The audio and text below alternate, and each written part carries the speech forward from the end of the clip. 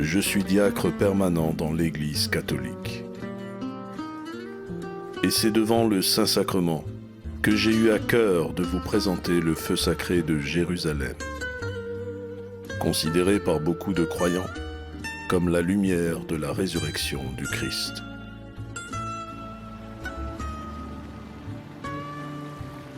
À travers ce documentaire, le Seigneur m'a confié un grand filet pour pêcher des âmes et les inviter à le suivre. Car sa lumière jaillit du tombeau vide, signe qu'il est le ressuscité, signe qu'il est le vivant.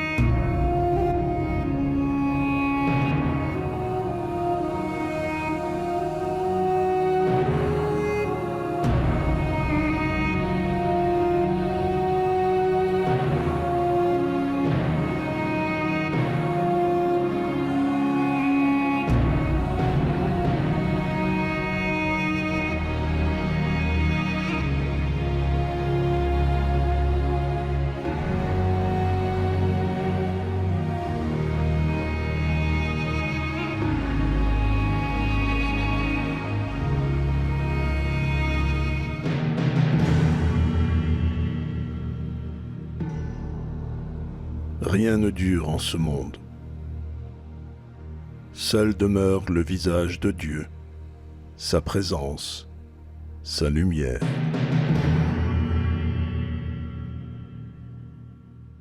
Jérusalem, je me souviens de toi.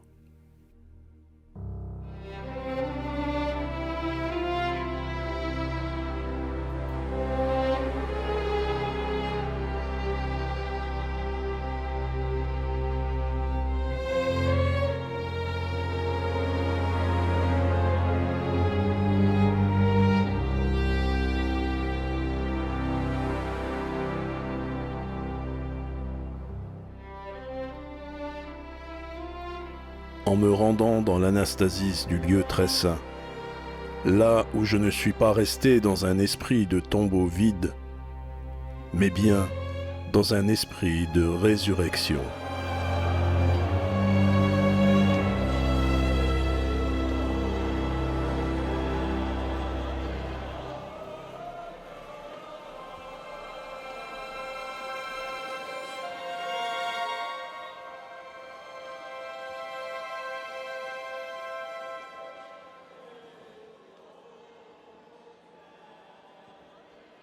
Je suis le frère Stéphane, je suis l'actuel supérieur de la basilique du Saint-Sépulcre pour la communauté latine et je suis également responsable des biens culturels de la custodie de Terre Sainte et de tout ce qui est lié au patrimoine artistique que la custodie depuis 8 siècles possède autour des sanctuaires dans ce pays de Jésus.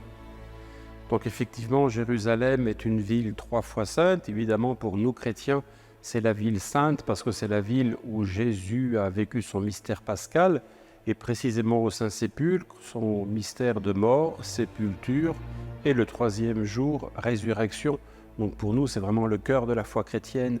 Et donc aujourd'hui, la ville de Jérusalem est une ville où prient ensemble, juifs, chrétiens, musulmans.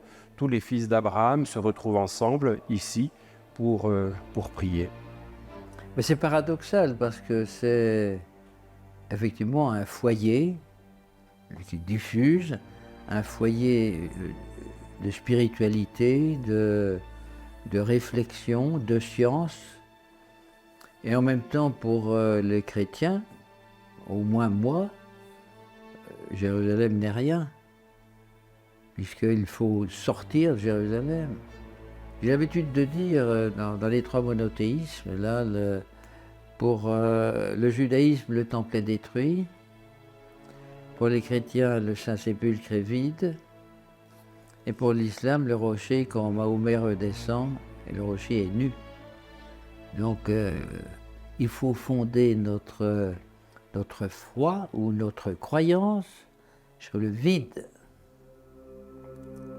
اليوم يوم القيامة فلنتلألأ أيها الشوب لأن الفصح هو فصح الرب وذلك قيامة فلنتلألأ أيها الشوب لأن الفصح هو فصح الرب. Je suis né en France. Ma culture est européenne, française. C'est important pour moi. Mais je suis habitante de Jérusalem et je suis de Jérusalem.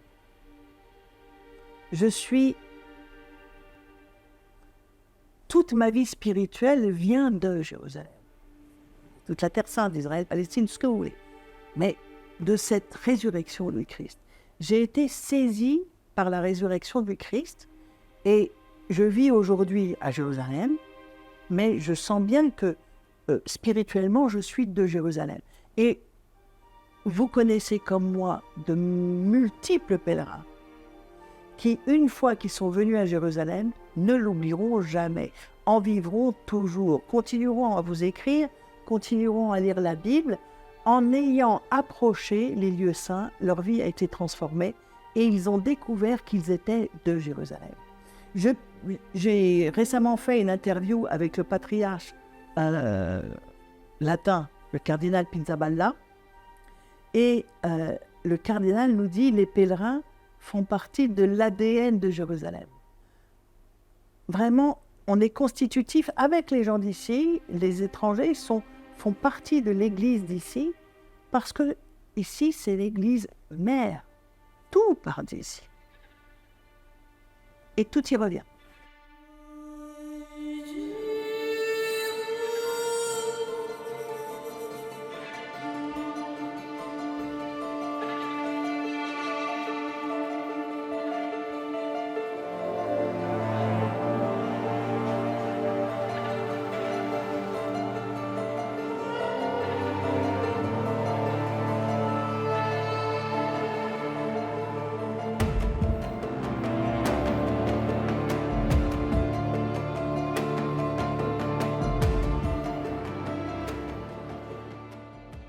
Le tombeau est vide.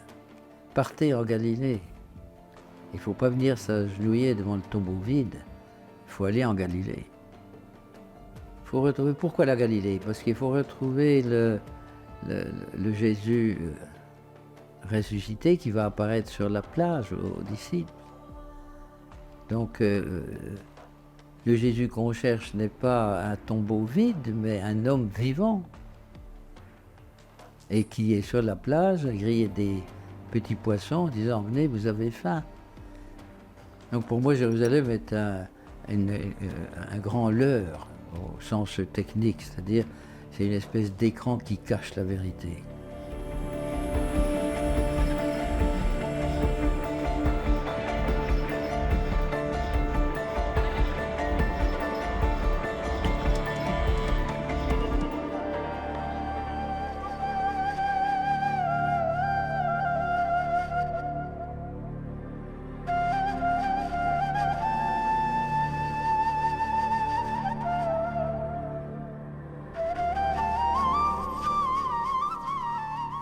Or, il y avait un jardin dans le lieu où Jésus avait été crucifié, et dans le jardin un sépulcre neuf, où personne encore n'avait été mis. Ce fut là qu'ils déposèrent Jésus, à cause de la préparation des Juifs, parce que le sépulcre était proche.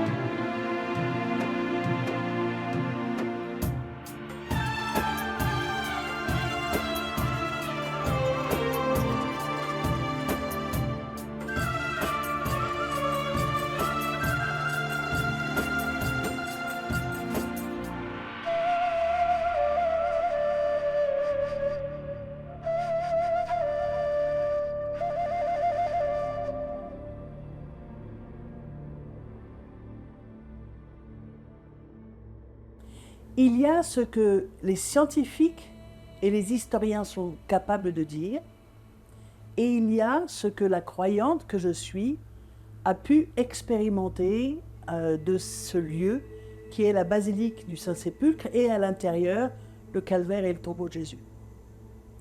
Alors qu'est-ce que nous savons de l'endroit? Les archéologues et les historiens savent que nous sommes en dehors des murs de la vieille ville, près d'une porte de Jérusalem. Ça, c'est la même description que les évangiles.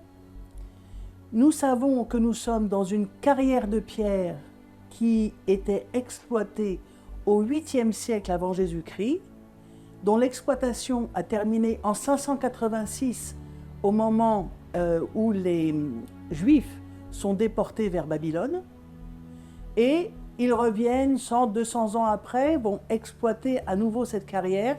Et puis très vite, ensuite, elle va devenir un cimetière, comme c'était le cas, parce qu'à cette époque-là, en Terre Sainte, on ne mettait pas en terre, mais on mettait en pierre, en creusant des niches dans le rocher, afin de mettre le corps, puis on ferme la niche. La nature a besoin à Jérusalem d'environ 1 an pour que le corps se décompose. Au bout d'1 an, on pouvait à nouveau ouvrir le tombeau, ramasser les os, les mettre dans une boîte qu'on appelle un ossuaire et on passait à quelqu'un d'autre. C'était un système de roulement. Les tombes étaient un système de roulement. Et donc, il fallait de la bonne qualité de pierre. Et dans une ancienne carrière, on trouve forcément de la bonne qualité de pierre. Donc, on sait qu'on est dans une carrière de l'époque de Jésus, toujours exploitée comme cimetière. Et voilà ce que nous savons pour le lieu lui-même.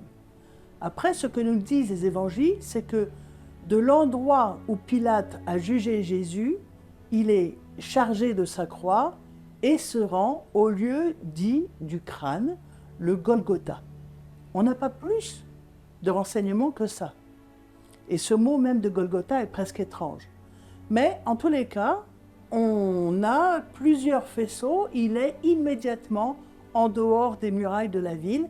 Donc je dirais qu'à plein d'égards, scientifiquement, historiquement, l'endroit est le bon. Maintenant, on a effectivement trouvé un tombeau. C'est pas nous d'ailleurs, c'est Eusèbe de Césarée qui nous raconte que l'empereur Constantin a demandé à l'évêque de Jérusalem, Macaire, de retrouver le tombeau de Jésus. Et Macaire lui répond, écoute, on sait où ça se passe, c'est en dessous du temple d'Adrien.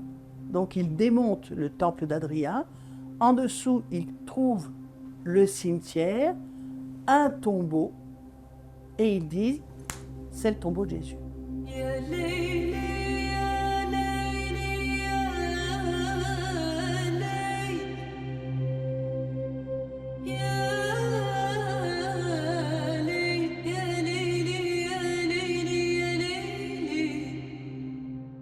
Donc, authenticité du Saint-Sépulcre, oui, il est très très authentique. Hein. Il est très authentique de Constantin. Et pour moi, ça me suffit. Ça me suffit parce que, si je reviens sur ce que j'ai dit, c'est-à-dire, pour moi, Jérusalem est à fuir, dans une certaine mesure, bon, il faut y revenir. Il faut y revenir, et ce qui me frappe, c'est qu'à partir de Constantin, il y a des millions de gens qui sont venus prier là. Et ça, c'est fort, beaucoup plus fort que l'authenticité d'un lieu.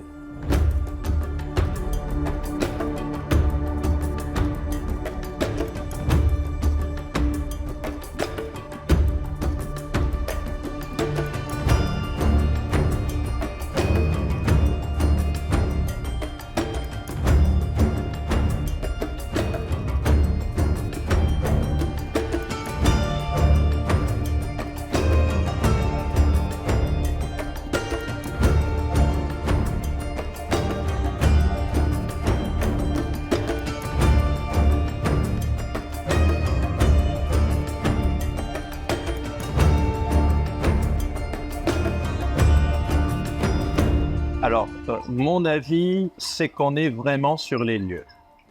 Après, on pourra toujours avoir des historiens qui vont critiquer, qui ont leur point de vue, mais il y en a quand même assez d'évidence. Et si on remonte à l'époque de l'empereur Hadrien, en l'an 135 après Jésus, il fait construire un temple romain sur ce lieu qui est déjà vénéré par les premiers chrétiens.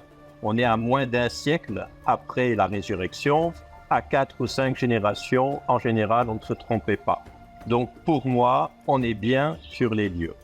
Donc cette église qu'on appelle la basilique de la résurrection, son nom le plus correct, l'Anastasis, qui est son nom d'origine, et nous appelons aujourd'hui les Saints-Sépulcres, donc recouvre effectivement le Golgotha, qui est le lieu de la crucifixion, et le tombeau.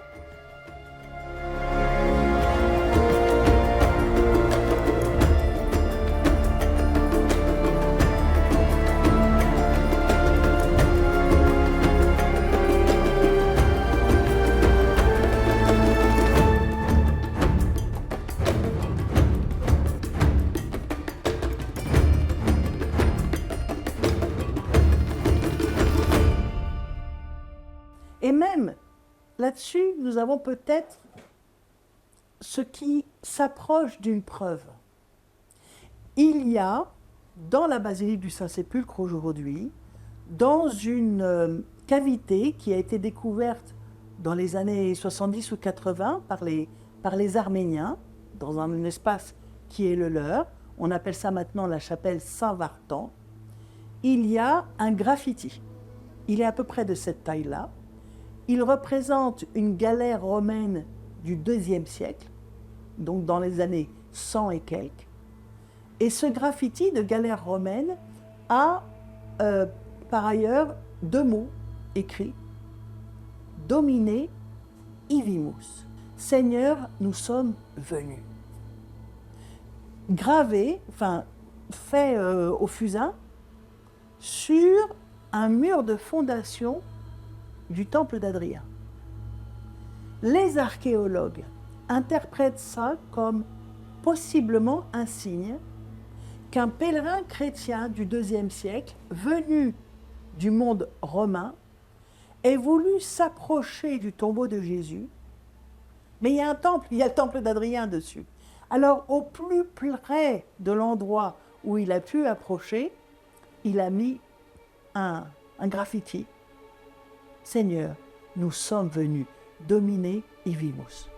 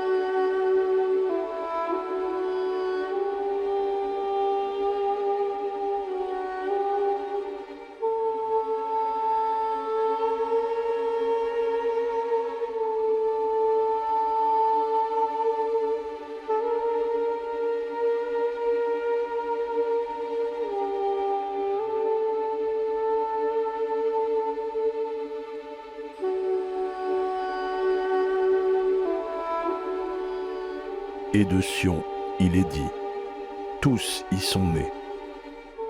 Et c'est le Très-Haut qui l'a fermé.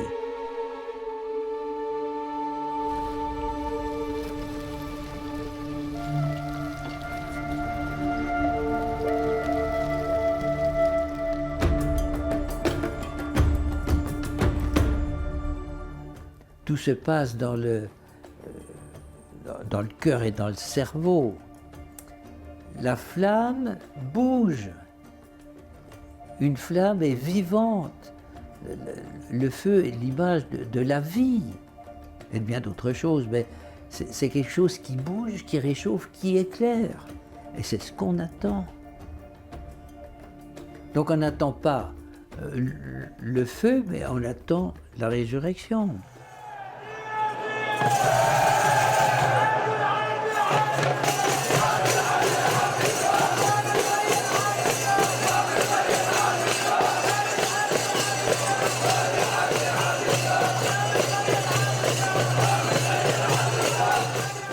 Et à mon avis, ce qui est fondamental, c'est de penser que cette liturgie est œcuménique et que sont investies toutes les églises présentes à Jérusalem. Et c'est quelque chose qui est à la fois ecclésial, quand je dis ecclésial, je devrais même dire clérical, où sont présents les moines, le clergé, dans une liturgie traditionnelle très byzantine, très arménienne, très syriaque, etc., mais également très populaire, c'est-à-dire que la population locale, les jeunes, viennent ici, il y a une ambiance extrêmement festive. Alors parfois, quand on n'a jamais vu ça et qu'on voit des images à la télévision, ça fait une ambiance un petit peu style hooligan. Parfois, on voit des jeunes qui viennent et qui sont vraiment en fête.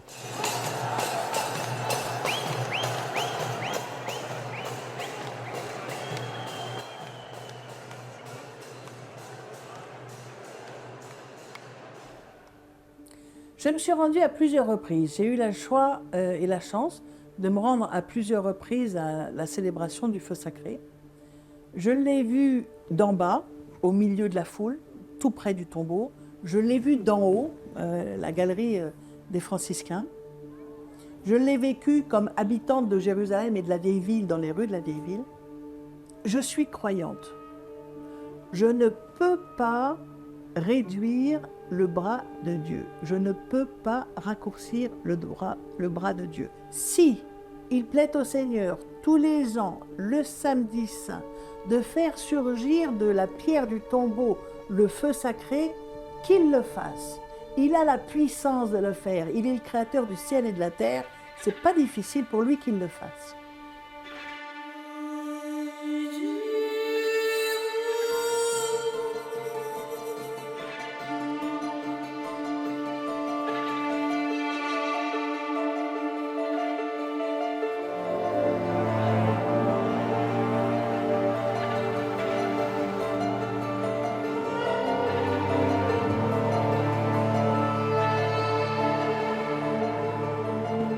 À Jérusalem, eh bien en fait, plutôt que de faire un feu à la porte de l'église, eh bien en fait, le feu était dans le tombeau. C'est tellement suggestif de voir cette flamme qui sort du tombeau et qui va embraser la communauté qui est là présente. Et en fait, il se trouve qu'à partir du 8e siècle, à partir de l'année 870, il y a un moine, Bernard, qui se trouve présent ici et qui va dire en latin, et c'est le plus ancien témoignage qui parle d'un feu sacré miraculeux, il va nous dire Sabato Sancto quod est vigilia Paschae, Kyrie eleison canitur, donec veniente angelo, lumen in lampadibus accendantur. Donc la veillée pascale, eh bien tout le monde est là pour invoquer le Seigneur ressuscité avec des Kyrie eleison, jusqu'à ce qu'un ange, donc, qui dit ange dit surnaturel, vienne et allume ce feu. Donc au début, le feu sacré, c'était quelque chose qui était fonctionnel. On est dans le tombeau de Jésus et en fait, on a le feu, qui n'était pas du tout sacré au début, qui est là et qui sort du tombeau.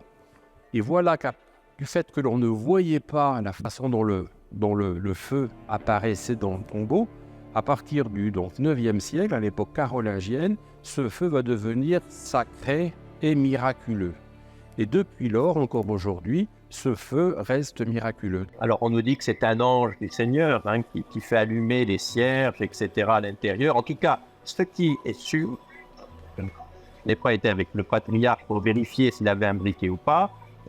Paraît-il qu'il est fouillé par la police israélienne avant d'entrer, et c'était le cas depuis des siècles.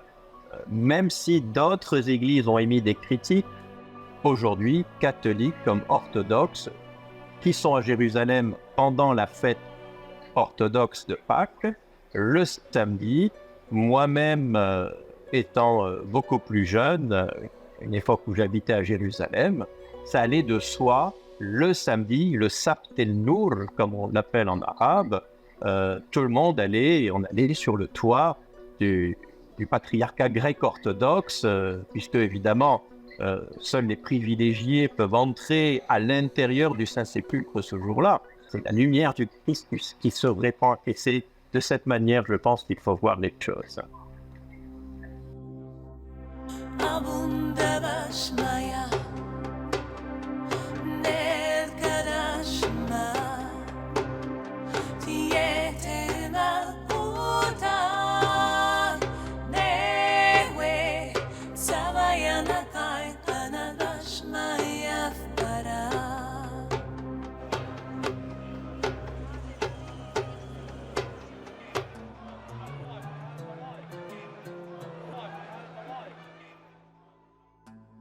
Il faut, l'humanité est dans un besoin, dans l'attente de quelque chose. Évidemment, c'est le Messie, évidemment, mais on voit même d'une manière plus profonde, chaque être humain, on attend. Il y a quelque chose qui nous serait promis, un cadeau qui nous serait dû, on attend. Donc, le Saint-Sépulcre, le samedi matin, on tourne et dans le Saint-Sépulcre, il y a 5000 personnes. On est tassés comme des sardines et tout le monde attend. Et surtout les jeunes, parce que c'est une liturgie très grecque, très orthodoxe disons, mais surtout très grecque. Et que ce soit les jeunes qui soient au centre de cette liturgie est important, parce qu'ils sont l'avenir. Et cette flamme qui soudain passe par les trous du cénotaphe, là, qui enflamme non seulement les bougies, mais qui enflamme tout le peuple. C'est la magnifique image, mais le mot image n'est pas adéquat. C'est ce Jésus ressuscité qui prend l'image de la flamme qui sort du tombeau.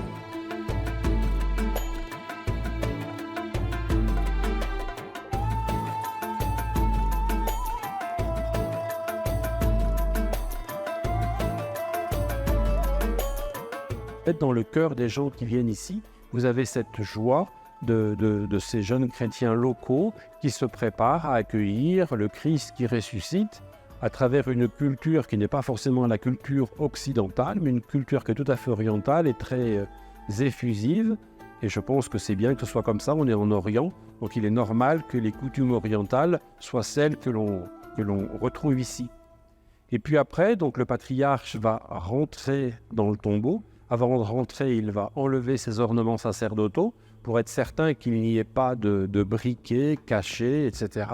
Et puis il rentre dans le tombeau, il y a un moment de prière. Puis on attend, du fond, qu'est-ce qui va se passer? Moi, je ne suis pas le Seigneur. Il fait ce qu'il veut, il donne les signes qu'il veut. Est-ce qu'il le fait le jour du samedi saint? Je ne sais pas, parce que je n'entre pas dans le tombeau. Ceux qui le savent, c'est ceux qui y entrent. Maintenant, il y a, comme le disent les Arméniens, il y a un plan B. Alors, ce serait quoi ce plan B?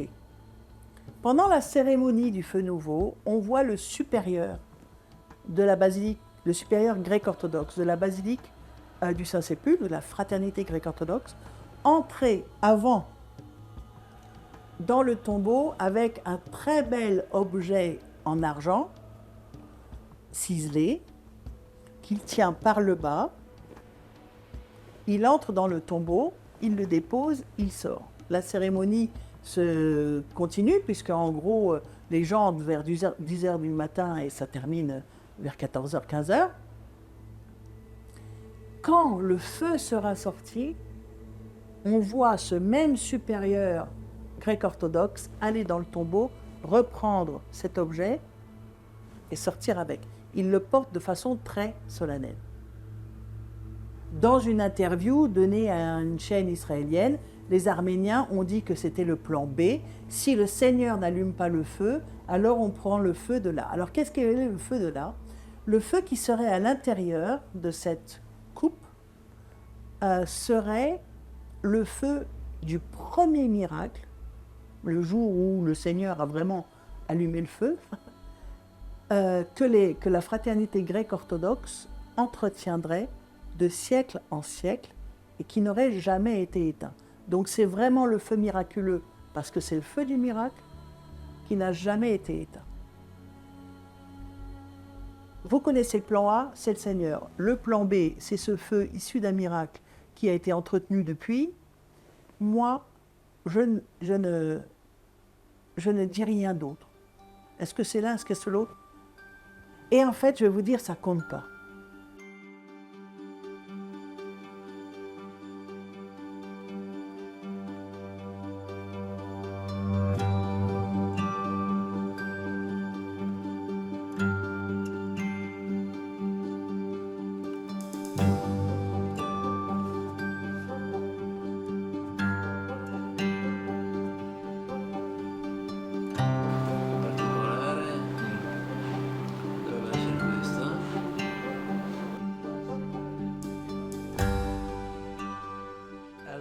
L'image du linceul de Turin est inexplicable. Comme c'est inexplicable, il m'a fallu effectuer davantage de recherches à ce sujet. Le pape Jean-Paul II, lui-même en son temps, a déclaré que le Saint-Suaire est une énigme. Et il invitait la communauté scientifique à comprendre ce mystère afin d'approfondir la question du linceul de Turin. J'ai répondu à son appel depuis la fin de mes études universitaires, fidèle à la demande du pape Jean-Paul II. Ainsi, toute ma vie est dédiée à cette grande question. Comment s'est formée l'image du linceul? Durant toutes ces années, j'ai eu l'opportunité de travailler sur des échantillons de fibres extraites du linceul. Cette image présente de grandes particularités et pour comprendre comment elle aurait pu se former et tenter de l'expliquer sur le plan scientifique, j'ai constaté qu'il faut faire référence à des champs électriques, c'est-à-dire un bombardement de champs électriques concentrés tous ensemble. La charge électrique étant un composant principal de l'image corporelle du linceul. Il y a 2000 ans, l'électricité n'existait pas et il n'est pas envisageable que la foudre ait pénétré le tombeau scellé par une grosse pierre. Et voilà qu'un jour, j'ai entendu parler du feu sacré qui, selon une tradition ancienne, se répète depuis plus de 1000 ans au Saint-Sépulcre, le samedi saint de la Pâque orthodoxe. Plus intéressant encore, j'ai entendu parler d'un scientifique russe du nom d'Andrea Volkov, qui, il y a une dizaine d'années, a pu mesurer pendant la cérémonie du feu sacré que des champs électriques puissants se manifestaient en concomitance à la production de ce feu. Alors, l'idée nous amène à penser que le feu sacré est produit par des champs électriques qui, de mon point de vue et selon mes travaux, ont une certaine cohérence avec l'image du linceul. Je suis moi-même allé au Saint-Sépulcre participer à la cérémonie du feu sacré, que je considère comme miraculeux.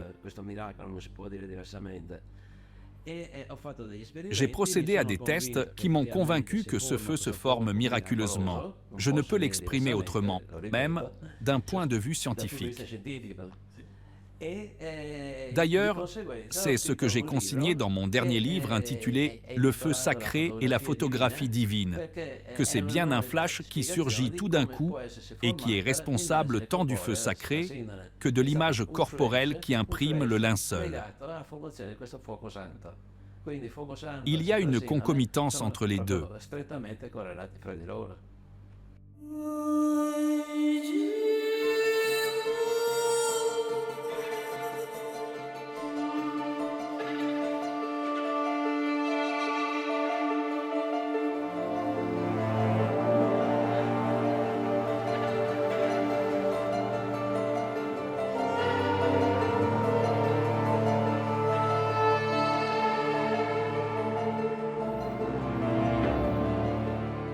La notion de feu sacré est assez étrangère à la théologie orthodoxe parce que le feu, dans l'histoire et dans l'histoire de l'Église, est associé plutôt à ce qui est consumé, au sacrifice, alors que la lumière est beaucoup plus proche et exprime de façon beaucoup plus claire notre aspiration. Et la lumière de la résurrection du Christ, c'est la lumière qui nous ancre, qui nous rattache à cette foi qui est celle de l'Église, que nous ressusciterons aussi. La croix sur laquelle le Christ a été crucifié est représentée parmi les objets de l'Église, entourée de rayons. Au milieu de la croix, il y a des rayons qui partent.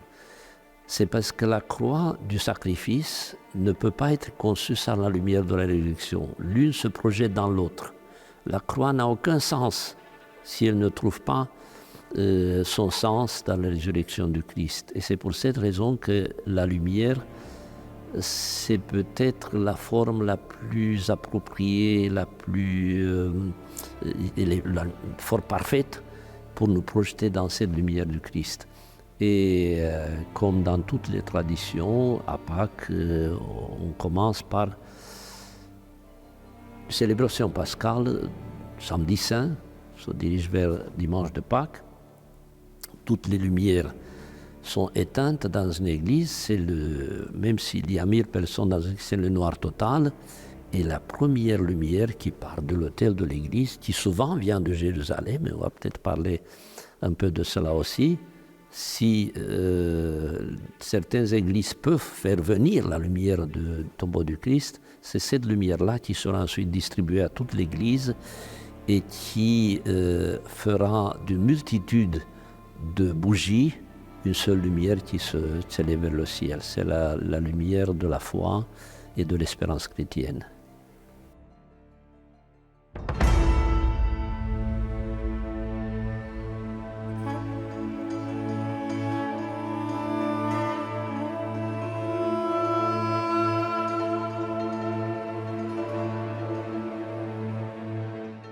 Ce miracle du jaillissement d'une lumière, c'est pour dire, c'est à la fois ça ne se passe plus ici, c'est le lieu sépulture, la mort est vaincue. Maintenant, place à la lumière de la résurrection.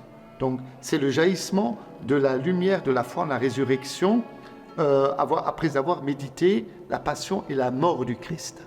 Et donc, que nos traditions chrétiennes s'éclairent mutuellement par des liturgies, des signes ou des miracles différents, c'est une bonne chose parce que ça permet de dire « Ah ben oui, pour vous, ça c'est important parce que ça met en valeur ça. » Eh ben, pour nous, on n'a pas ce signe-là.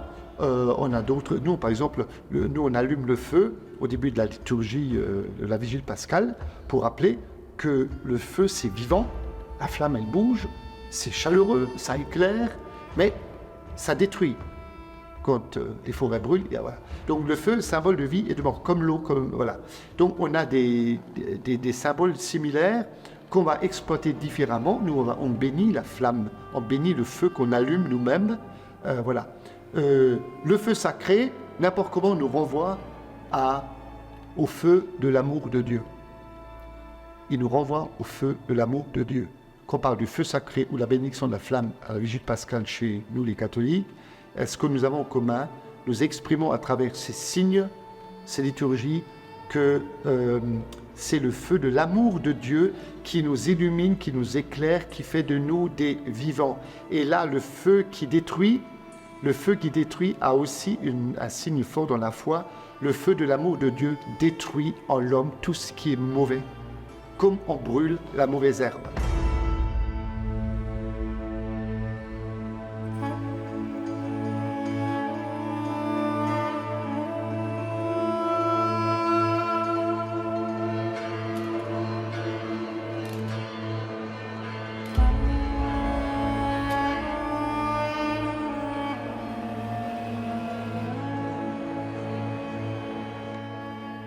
cette année, il se trouve que Noël était plus difficile à vivre pour nous en Terre Sainte parce que nous sommes en guerre. Attendre le prince de la paix quand on est en guerre, c'est un exercice spirituel pas simple. Dans la tradition catholique, au moment du Gloria qui annonce la naissance de Jésus, on sonne les cloches. J'ai pleuré toutes les larmes de mon corps de joie au son des cloches. Comme tous les pèlerins qui assistent au feu sacré pleurent toutes les larmes de leur corps quand elles voient ce feu sortir du tombeau. La question n'est pas de preuve. La question, c'est de notre foi. Le tombeau n'a rien à nous prouver. Les archéologues, la science n'a rien à nous prouver au tombeau de Jésus. La seule chose, c'est croyons-nous que le Seigneur a donné sa vie pour nous, pour l'humanité, qu'il a vraiment connu la mort et qu'il l'a vaincu. Et qu'en étant victorieux de la mort, il m'amène à vivre de sa vie. Il n'y a aucune preuve scientifique qui peut me faire faire ce pas de l'adhésion. Oui, Seigneur, tu es le vainqueur.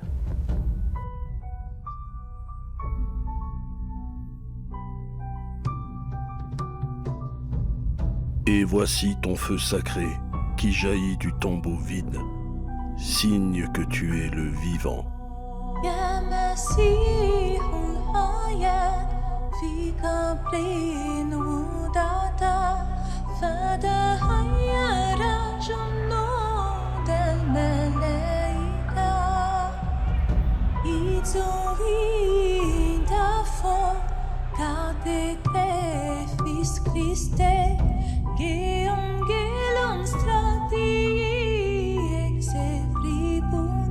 Il fallait que le Christ disparaisse pour nous renvoyer à notre humanité.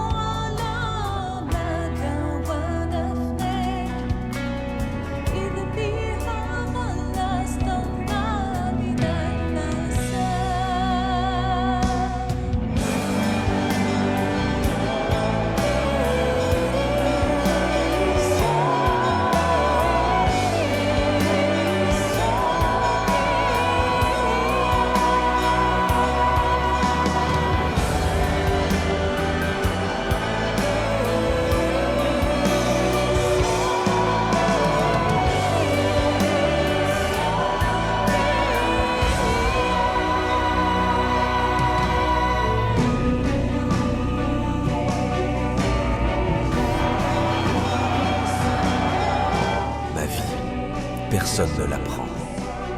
C'est moi qui la donne.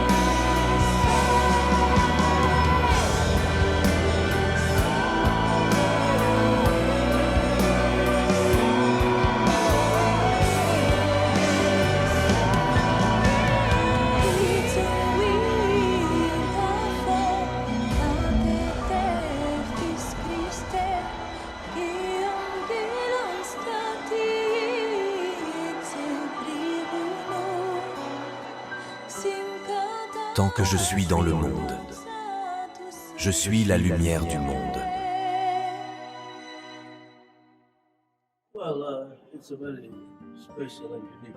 C'est un événement spécial et unique. Et cela fait partie intégrante de la grande fête de la résurrection de notre Seigneur Jésus-Christ. Et cette coutume est l'une des plus anciennes. Je veux dire par là qu'elle a commencé dès les premiers jours de la vie de l'Église. Et pour nous, dans la liturgie, cette lumière symbolise un avant-goût de la résurrection de Jésus-Christ. C'est la lumière sainte.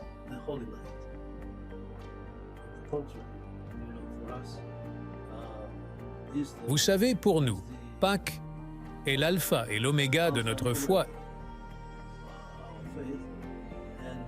Et c'est ce que dit saint Paul, que s'il n'y a pas de résurrection, alors la foi chrétienne serait vaine.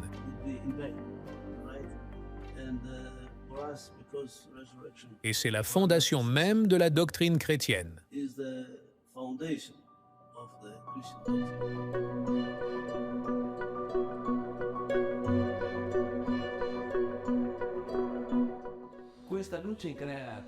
Cette lumière incréée, selon l'appellation des orthodoxes, se manifeste à l'intérieur du tombeau vide devant le patriarche orthodoxe en prière. Les pèlerins ne le voient pas. Très rarement, on peut apercevoir une flamme bleuâtre qui est rendue visible à travers les cénotaphes autour de l'édicule. Ce qui sort, en revanche, des mains du patriarche grec orthodoxe est un feu allumé au contact de cette lumière incréée rendue manifeste dans le tombeau. Et ce feu que j'ai expérimenté moi-même n'est pas bleu. Il est jaunâtre. Il est une flamme d'aspect tout à fait normal. Il se situe sur un plan, disons, mi-humain, mi-divin, car après un temps qui se situe entre 5 et 10 minutes, il se matérialise de plus en plus, perdant sa part divine. Et c'est un feu qui devient de plus en plus chaud. Cependant, après 10 minutes, il demeure encore quelque chose de divin qui, selon moi, est une manifestation du Saint-Esprit. Il y a encore une sorte de tiédeur de la flamme. Je dirais que la preuve la plus évidente est celle où, pendant la cérémonie, j'ai allumé 2 bougies, l'une allumée avec un briquet, l'autre au contact du feu sacré. J'ai ensuite pris un tissu de lin semblable à celui du linceul de Turin et je l'ai placé juste au-dessus des 2 flammes, à quelques centimètres.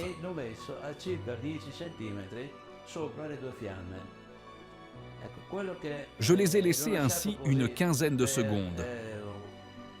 Et au bout de 15 secondes, la bougie allumée avec le briquet avait brûlé le tissu comme vous pouvez le voir, alors que la bougie allumée avec le feu sacré a laissé une petite marque. Et si vous observez bien cette petite marque causée par la bougie du feu sacré, elle a la même couleur que l'empreinte corporelle du linceul de Turin. Vous comprenez pourquoi j'en ai déduit, après avoir fait cette expérience, qu'il peut y avoir une corrélation entre l'image corporelle du linceul de Turin qui s'est imprimée pendant la résurrection et ce feu sacré qui reproduit ce qui s'est passé à la résurrection.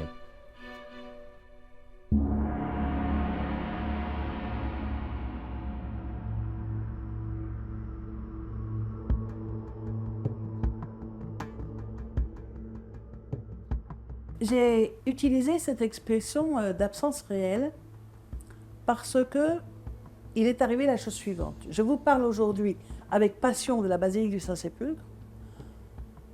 Je connais Jérusalem depuis 38 ans cette année et je n'ai pas aimé la basilique du Saint-Sépulcre pendant 19 ans. Je ne comprenais rien à cette église.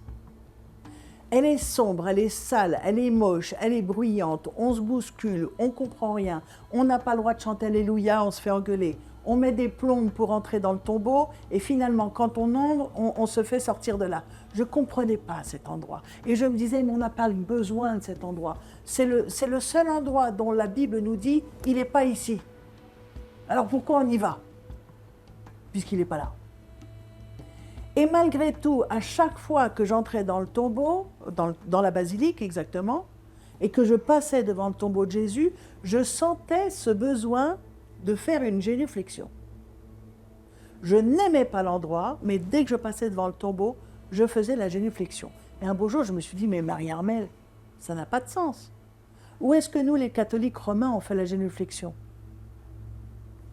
Devant le tabernacle. Parce qu'à l'intérieur du tabernacle, il y a la présence réelle.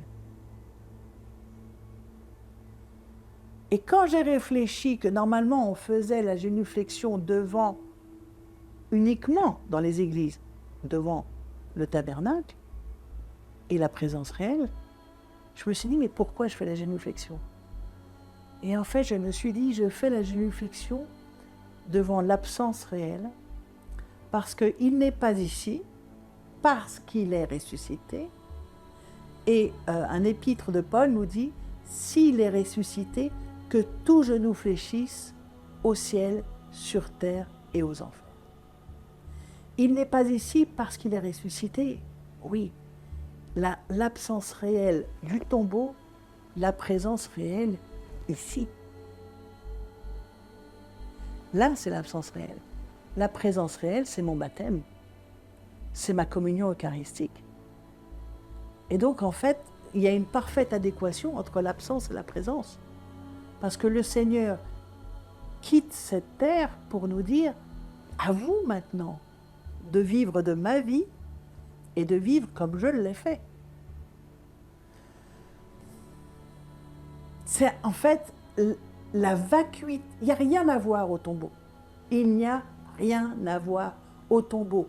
Mais c'est la vacuité la plus extraordinaire parce que quand on entre dans ce tombeau vide, le Seigneur nous remplit de nouveau de lui-même dans la puissance de la résurrection, dans la conviction que le monde est sauvé. On a beaucoup de guerres en ce moment. Eh bien, le Seigneur a déjà obtenu le salut. Le monde est sauvé. Et si on veut arrêter les guerres, alors soyons des artisans de paix. Soyons d'autres Christ sur cette terre. Vivons comme lui. Regardons les hommes et les femmes qui nous entourent comme lui. Ah, mais la terre va être changée. C'est de la dynamite, le tombeau, pour la foi chrétienne, pour la vie des hommes et des femmes.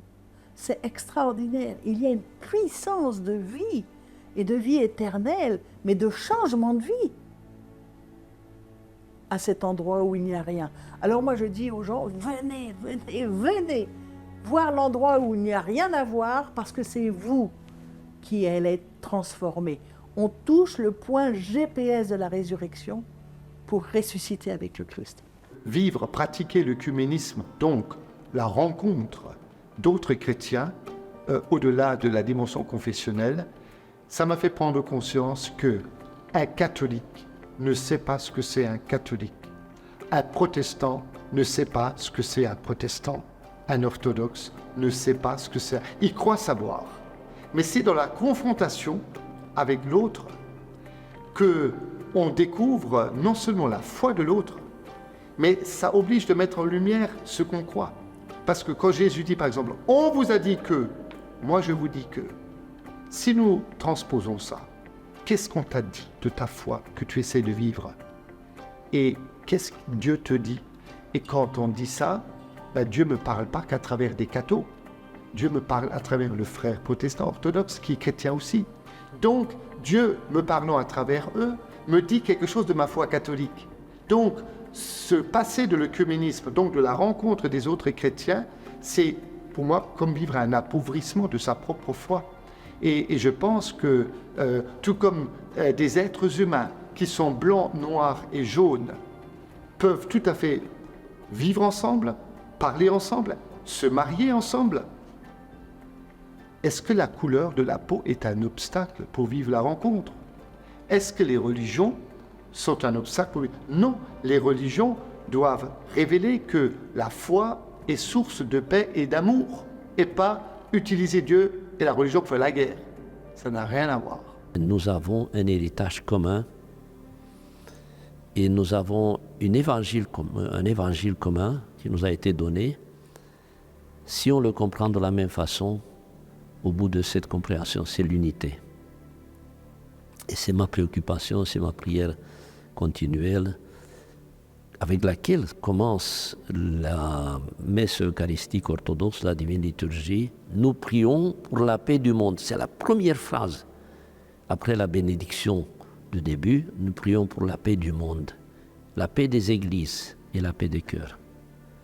En tout cas, il est effectivement ce signe d'unité entre tous les chrétiens. Moi, je vois dans la ville de Jérusalem, sitôt que le feu est sorti, les scouts vont le donner dans, comment dirais-je, le quartier chrétien, où tous les chrétiens de toutes les confessions chrétiennes le reçoivent comme, non pas un signe de la résurrection de Jésus, comme si c'était une preuve, mais en tout cas, une adhésion, nous y croyons, nous tous nous y croyons, à tel point que quand on a 1, 2, 3, 5 semaines de décalage avec, entre les latins romains, les catholiques romains et les grecs orthodoxes, même la paroisse catholique romaine accueille le feu sacré des Grecs pour le mettre dans l'église, et tous les catholiques sont dans la rue au milieu des Grecs orthodoxes, des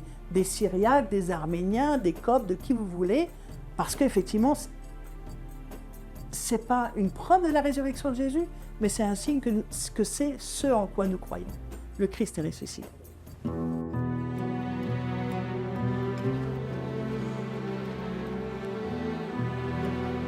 S'il est avéré, comme je le pense, que c'est bien un miracle qui se manifeste en ce lieu, le samedi saint de la Pâque orthodoxe, on peut dire que la basilique du Saint-Sépulcre est bien le lieu de la résurrection du Christ, puisque la Sainte Lumière s'y manifeste. Le tombeau est vide, ça j'y tiens beaucoup, le tombeau est vide, mais après le tombeau vide, il y a la disparition du Christ. Le Christ devait disparaître. Et les gens, les premiers témoins ne le reconnaissent pas. Il devait disparaître et c'est l'ascension nécessaire. Il doit disparaître. Est-ce qu'on a pensé un jour que le Christ ressuscité, qui inaugure dans une certaine forme l'éternité, un Christ éternel, il est éternel. Un Christ ressuscité, humain, éternel, qu'est-ce qu'on en aurait fait ?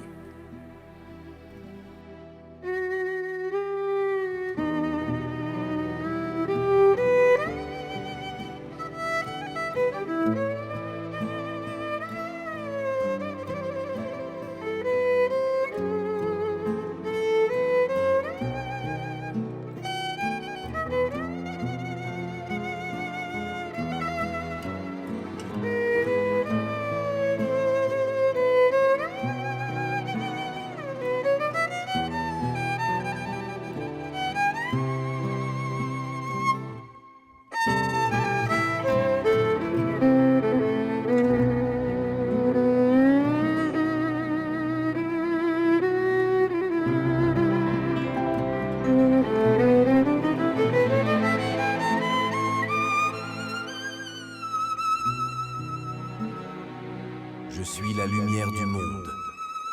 Celui qui me suit ne marchera pas dans les ténèbres, mais il aura la lumière de la vie.